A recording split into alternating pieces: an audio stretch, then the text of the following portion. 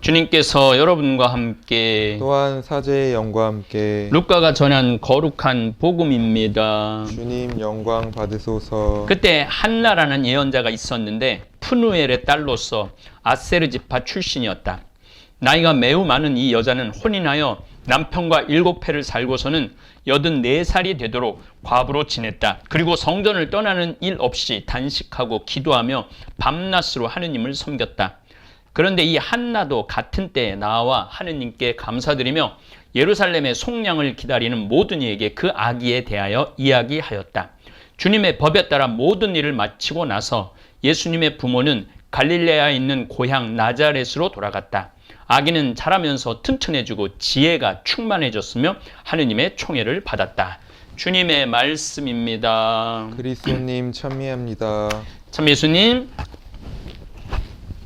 오늘 강론은 이 강론 내용도 너무너무 예수님이 아기로 튼튼하게 자란다는 좋은 얘기인데, 경향신문에 박용필 기자가 아주 지금 전 세계 코로나19 상황을 잘 정리를 해놨습니다.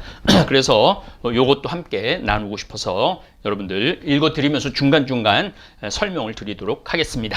2차 대유행까지 한국의 코로나19 방역은 나름 성공적이었습니다.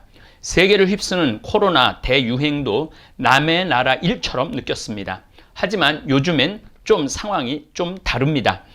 연일 신규 확진자가 1000명대를 넘나들고 있습니다. 여러 노력에도 규모가 좀채 줄지 않습니다.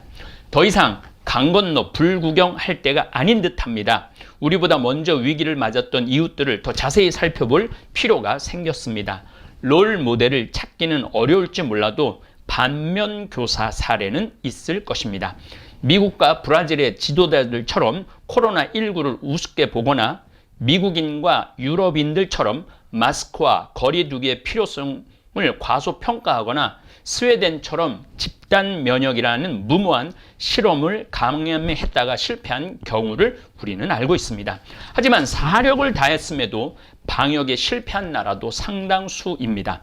과하다 싶을 정도의 봉쇄 조치를 취하고도 한 지역 주민 절반 이상이 감염되고 영안실이 꽉 차 아이스링크에 시신을 보관하고 요양원에서 집단 사망한 채 버려진 노인들이 발견되는 참상이 벌어졌습니다. 왜 그랬을까요? 우리도 교훈이 될 만한 몇 장면을 모았습니다. 인도, 제방은 가장 약한 곳에서부터 무너졌다. 인도는 1000만 명이 넘었죠. 인도는 대유행 초반 가장 강력한 봉쇄 조치와 거리 두기를 시행했던 나라입니다. 지난 3월부터 68일 동안 전 세계 인구 20%의 발을 묶었습니다. 그럼에도 지난 24일 기준 인도의 코로나19 확진자 수는 1012만 3,544명으로 미국에 이어 두 번째 규모입니다. 인구가 13억이 넘는다는 점을 감안해도 엄청난 수입니다.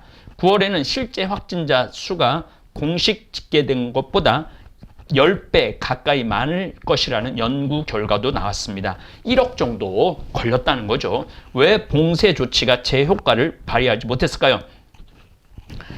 나렌드라 모디 인도 총리는 지난 3월 초 확진자가 급증하자 그달 23일 저녁 전국에 강력한 봉쇄령을 내렸습니다. 24일 자정을 기해 모든 항공편과 철도가 멈췄고 식료품점, 은행, ATM, 주유소 등 필수 서비스 시설을 제외한 대부분의 상점이 문을 닫았습니다. 식당은 배달만 가능했습니다. 통행 금지령을 따르지 않는 시민들에겐 구타 등의 물리력이 가해졌습니다. 덕분에 초기 확산세를 어느 정도 억누를 수 있었습니다. 그러나 발효 시점을 4시간 앞두고 갑작스럽게 내려진 봉쇄령에 국민들은 준비할 틈도 없이 집안에 갇히게 됐습니다. 이들 중엔 빈곤선 아래의 빈민 3억 명과 노숙자 180만 명도 포함되어 있습니다. 저도 인도를 여행을 했지만 정말 길에서 자는 사람들 수도 없습니다. 그냥 길에서 자는 사람들이. 또 인도 전체 고용의 85%가량을 차지하는 인력거 운전기사, 행상인, 가사 도우미 등 일용직 노동자들도 대면 접촉 금지로 대거 일자리를 잃게 됐습니다. 하루 4달러 정도의 한 5천 원 정도의 수입으로 6인 가족이 생활했던 터라 저축해 놓은 돈도 없었습니다. 당장 굶어 죽을 판이었습니다. 한 평도 안 되는 방에 5, 6명이 모여 살았고 공중 화장실을 이용했습니다. 거리 두기가 원천적으로 불가능했습니다. 우리나라가 얼마나 살기 좋은 나라인지 이런 것만 해도 정말 공중 화장실을 써요. 지금도 의료 서비스를 받기도 쉽지 않았습니다. 공공병원에서 무료 검사를 실시했지만 몇 시간 이상 줄을 서야 했습니다. 공공병원 또한 의료 장비는 물론 보호 장비조차 부족해 한 병원에서만 600명의 직원이 감염되기도 했습니다. 사립병원에서는 인공호흡기가 있는 중증 병상이 있었지만 이용하려면 960달러를 내 인도인한테는 불가능한 돈이죠. 호텔을 개조한 임시치료시설은 하루에 132달러고요. 하루 1.9달러 정도로 살아가는 사람들을 위한 시설은 아니었습니다. 결국 도시 빈민촌의 이주 노동자들은 살기 위해서 고향길에 나섭니다. 3월 한 달 동안만 50에서 60만 명이 도시를 떠났습니다. 역과 터미널은 귀향객으로 북새통을 이뤘고 대부분은 교통편을 구하지 못했습니다. 냄비, 프라이팬, 담요 등을 짊어진 채 고속도로를 따라 걸었습니다. 정말 여러분 상상도 못하는 일이 벌어진 거죠. 어떤 소녀는 아버지와 함께 자전거를 타고 열흘 동안 1000km를 달렸습니다. AP통신은 이를 인도 현대사에서 가장 큰 이주 중 하나라고 표현했습니다. 이 과정에서 교통사고나 열사병으로 숨진 사람만 100명이 넘습니다. 대이동은 코로나 바이러스를 내륙 지역 곳곳에 퍼뜨렸습니다. 68일간 지속됐던 봉쇄 조치도 경제 상황 때문에 더 지속하기 어려웠습니다. 7월 신규 확진자 수는 하루 9만 명을 넘어섰습니다. 지금 이 9만 명이라고 그랬는데 미국은 하루가 22만 명, 25만 명 나오고 있죠. 미국이 또 심각한데 미국은 안 다뤘더라고요. 뉴델리 시민 5명 중 1명이 코로나에 감염됐을 가능성이 제기됐고, 그러니까 5명 중 1명, 미국은 17명 중에 1명이 걸렸다고 그래요. 지금 우리나라는 1000명 중에 1명이 걸렸고, 뭄바이 빈민가 항체 보유율의 57에 이르러 세계 최초로 집단 면역에 성공한 것이 아니냐는 웃지 못할 소식이 전해지기도 했습니다. 유례 없이 강력했던 봉쇄 조치는 그렇게 가장 약한 곳에서부터 허물어져 갔습니다. 이제 케냐, 아프리카 얘기합니다. 케냐, 코로나는 막았을지 몰라도 라는 제목입니다. 세계 최강의 봉쇄 조치를 꼽자면 이 나라도 빼놓을 수가 없습니다. 대규모 인도에 비할 바가 아니지만 강도는 더합니다. 올 초 케냐의 경찰관이 사람들이 모인 곳에 최루탄을 던지거나 심지어 총을 쏘는 장면이 국내 인터넷 사이트에 돌기도 했는데요. 실제 케냐에서는 통금 조치나 거리 두기를 위반하는 사람들에게 충격도 불사했습니다. 인권 관련 단체 워치독에 따르면 지난 10월까지 케냐에서 봉쇄 조치와 관련해 최소 24명을 살해한 혐의로 경찰이 기소가 됐어요. 모이지 말라고 그러는데 자꾸 모이니까. 예, 저도 케냐 나이로비를 가봤지만은 거기는 대부분이 걸어 다녀요. 아니요, 아주 때로 걸어 다녀요. 그러니까 굉장히 위험에 노출돼 있죠. 이에 대한 항의 시위로 경찰서 3곳이 불탔습니다. 희생자 중에는 13살 소년도 있었습니다. 이런 지독한 거리두기 덕분인지 케냐는 남미나 다른 아프리카 대륙 국가들과 비교해 코로나19로 인한 피해 규모는 상대적으로 적습니다. 지난 24일 기준 케냐의 인구 10만 명당 감염자 수는 177명 정도이고 인구 10만 명당 사망자 수도 3.1명 정도입니다. 그러나 국민들이 겪는 고통은 세계 그 어느 나라보다 심각합니다. 케냐는 3월 12일 첫 확진자가 발생한 이래 야간 통행 금지와 국경 봉쇄 등의 초강경 거리두기 조치를 시행했습니다. 코로나 바이러스보다 무서운 봉쇄 조치로 사실상 정상적인 경제 활동이 불가능해졌습니다. 케냐의 벽화 예술가 엘레그라와 위클리프는 가족을 부양하기 위해 친구들은 여러 일을 하고 있었지만 통금 시간 때문에 소득이 줄거나 완전히 사라졌다며 최후의 수단으로 도둑질에 나서고 있다고 말합니다. 특히 아이들의 상황은 훨씬 심각합니다. 케냐는 봉쇄 조치의 일환으로 올 초부터 모든 학교에 전면 휴교령을 내렸습니다. 학교 급식으로 배고픔을 해결했던 아이들은 부모들의 소득까지 사라지면서 심각한 굶주림에 노출됐습니다. 학교 대신 채석장이나 쓰레기장에서 단돈 몇십령을 받고 중노동을 합니다. 부모와 아이가 함께 집에 있는 시간이 늘어나면서 아동학대도 늘었습니다. 초록우산 어린이재단 케냐 사무소가 올 초 10에서 17살 사이에 케냐 아동 160명 대상으로 실시한 조사에 따르면 아동 중 44%가 아동폭력을 경험하거나 목격했다고 답했습니다. 소녀들은 매춘에 내몰렸고 조혼의 악습도 다시 고개를 들고 있습니다. 입을 하나라도 줄이려는 절박함에 사춘기도 안 된 딸을 시집 보내는 경우가 다시 늘고 있습니다. 엄마의 뱃속에 있는 아이 역시 안전하지 않았습니다. 가혹한 야간 통행금지에 출산이 임박한 산모를 병원까지 데려다주는 택시기사를 찾기 어렵습니다. 결국 집 또는 길 위에서 위험천만한 출산을 감행할 수밖에 없습니다. 코로나19는 케냐의 강력한 봉쇄 조치에 감염력을 충분히 발휘하지 못할 수 있습니다. 하지만 다른 방식으로 치명타를 가했습니다. 위클리프는 빈민가의 청년들은 코로나19 대유행 속에서 살아남을 수 있는 유일한 방법은 범죄라고 믿기 시작했다며 이런 사고방식을 없애려면 몇 세대가 걸릴 것이라고 했습니다. 자, 이제 아주 이제 잘 사는 나라예요. 스페인, 노인을 위한 나라가 아니었다. 스페인은 세계에서 기대 수명이 가장 긴 나라 중 하나입니다. 그만큼 노인 복지 제도가 잘 돼 있는 곳으로 알려져 있는데요. 하지만 이번 코로나 대유행에서는 가장 끔찍한 노인 잔혹사가 벌어졌습니다. 지난 2월 25일 본토에서 우리나라하고 똑같이 시작했네요. 우리는 1월 25일 날 했었군요. 본토에서 처음 확진자가 나온 스페인에서는 3월 8일 세계 여성의 날 행사에 10만 명이 넘는 군중이 몰리면서 나흘 동안 확진자 수가 4배 폭증했습니다. 우리나라 8월 15일 날 광화문 광장하고 똑같은 거죠. 이탈리아와 더불어 유럽 최대의 감염국이 됐고 감염병 대응 준비가 안 돼 있던 의료 시스템에 과부하가 걸리면서 사망자도 기하급수적으로 늘어났습니다. 이 때문에 수도 마드리드에서는 아이스링크를 임시 영안실로 개조하기까지 했습니다. 특히 고령층에서 사망자가 많이 나왔는데요.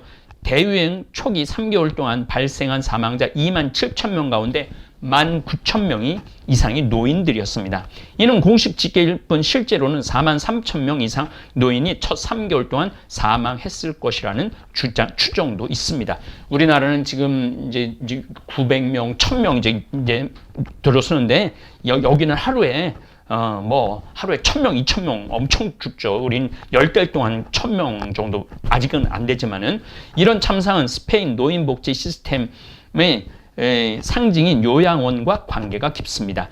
인구의 약 19%가 65세 이상인 이 나라에서는 지난 20년 동안 요양원 사업이 전국적으로 성장해 왔습니다. 2019년 기준 사업 규모가 49억 달러에 달하며 전국 5,400개 이상의 요양원에서 37만 3천 명의 고령자가 지내고 있습니다. 그러나 이들 중 70% 정도는 개인이 운영하는 민간 요양원입니다.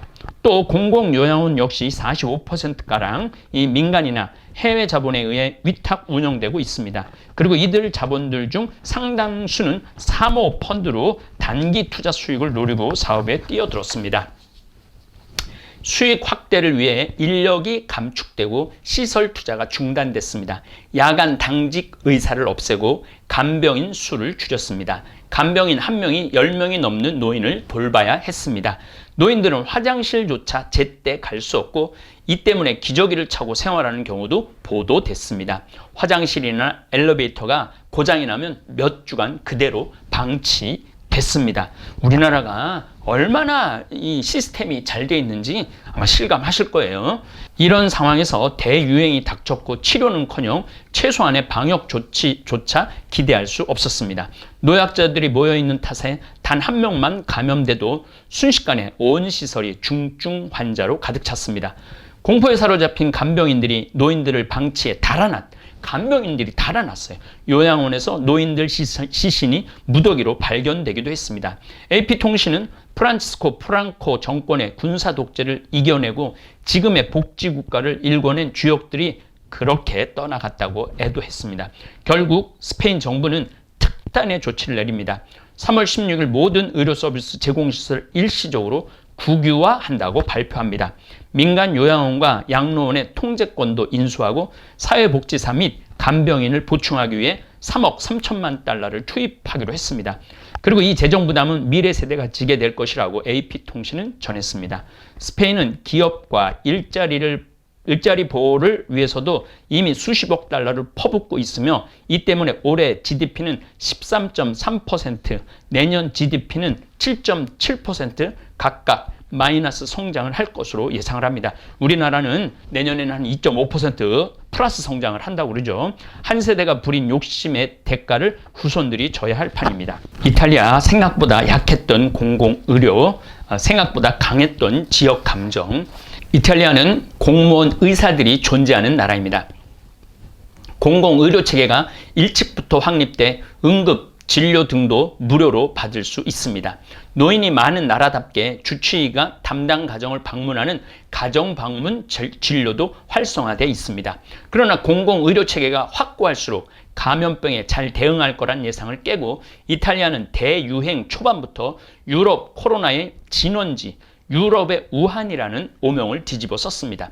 특히 의료체계가 대유행 몇 주 만에 붕괴되면서 노인들에 대한 치료는 사실상 포기했습니다. 세계는 의아해했습니다.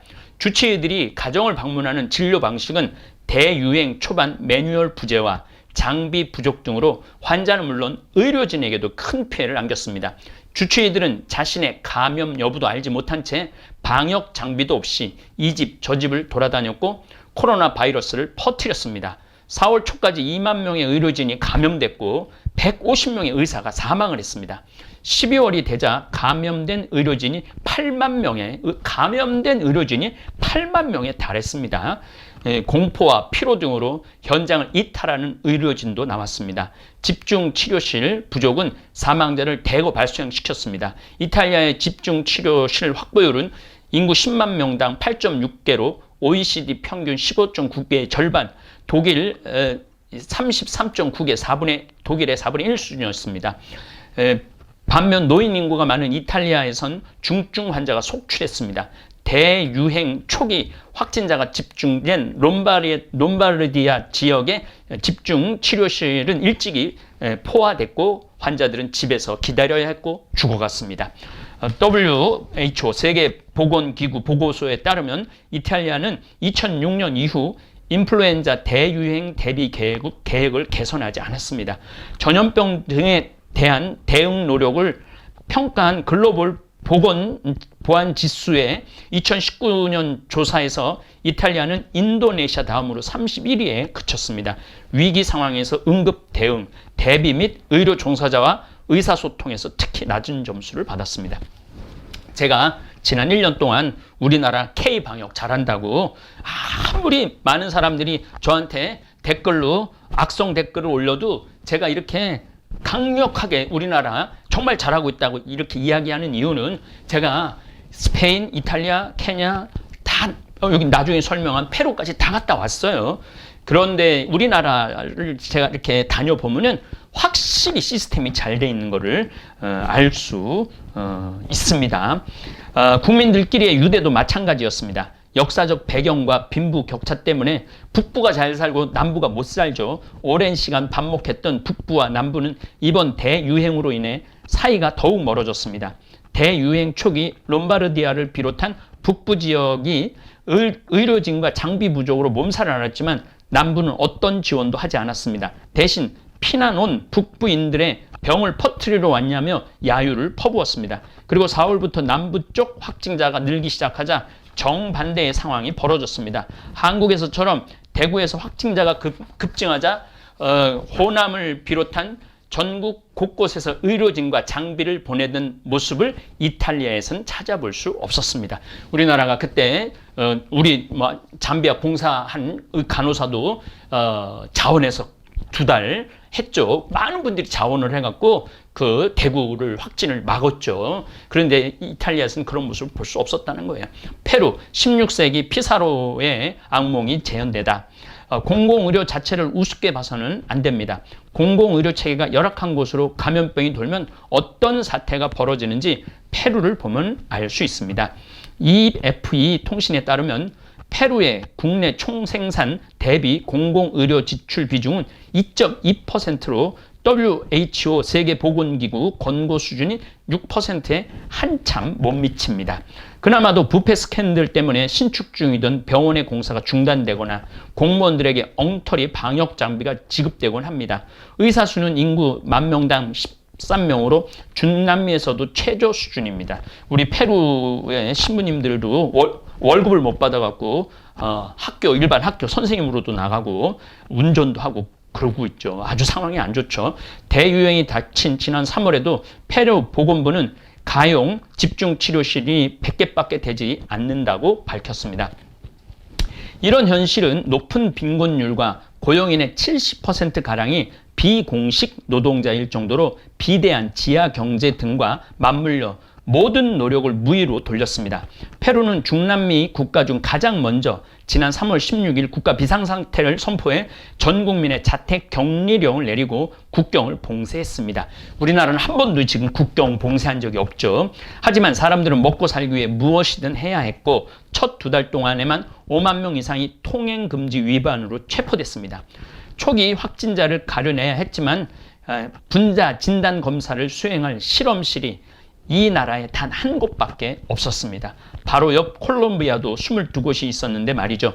어쩔 수 없이 별도의 실험실이 필요 없고 더 저렴한 중국산 항체 검사 키트를 도입했습니다.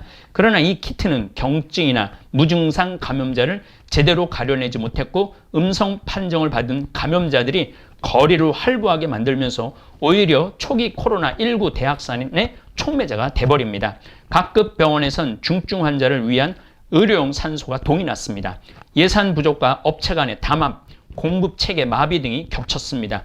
우리나라는 이 마스크도 약국에서 한 사람당 3개, 4개 이렇게 했기 때문에 초기에 그 어려운 상황을 넘겼던 거예요. 환자의 가족들은 암 시장에서 직접 산소를 구해야 했고 산소 가격은 1000% 이상 치솟아 한 통당 하나 160만 원 가량을 줘야 했습니다. 사람들은 돈을 빌리러 다니기 바빴습니다. 초기 확진자들은 해외여행력이 많은 부유한 지역에서 주로 나왔지만 시간이 지나면서 저소득층들이 사는 밀집 지역으로 퍼져나갔습니다. 아마존 열대우림의 원주민 거주지도 예외는 아니었습니다. 그러나 그곳에서는 의사를 찾아볼 수가 없었습니다. 지난 9월 페루는 전 세계 인구수 코로나19 사망자가 가장 낮은 나라가 됐습니다. 하루 수백 명 페루인들이 집에서 죽어갔습니다. 병원에 가지 못한 채 병사호나 생활고, 공포감에 스스로 목숨을 끊었습니다. AP통신에 따르면 페루인 중 10명 중 7명은 코로나로 19로 죽은 지인이 있다고 답했습니다. 그리고 이 시신들을 거두고 집을 청소하는 일은 그들보다 더 열악한 상황에 놓인 사람들이 맡았습니다. 경제난 때문에 고국을 떠나온 베네수엘라 이민자들입니다. 그래서 여러분들 지금 전 세계가 굉장히 위험합니다. 지금 우리나라는 지금 뭐 하루에 1000명, 어제는 800명 이렇게 내려갔는데 정말 국민들 방역 마스크 쓰시고 가능한 한 모르는 사람 만나지 마시고 여러분들 건강한 김치 많이 드시고 뭐 인스턴트보다는 김치, 우리 생청국장 엄청 주문해서 지금 드시더라고요. 6월 6일 날 신의 한 수 레시피대로 먹으니까 기분도 좋고 행복하다고 그렇게 얘기하더라고요. 그리고 면역력 좋은 거 양파, 김치, 뭐 청국장 가루, 또 일회 우리밀빵 이런 거 드시는 게 여러분들 그 병원에 안 들어갈 수 있는 좋은 길입니다. 10월, 12월 30일 날 이런 말씀을 드려서 죄송한데 우리가 현실을 인식해야 됩니다. 그래서 여러분들 우리 한국 잘하고 있고 앞으로도 잘할 거라고 저는 생각을 합니다. 네, 예수님 성탄 8부 축제 수요일 미사 계속 봉헌하도록 하겠습니다.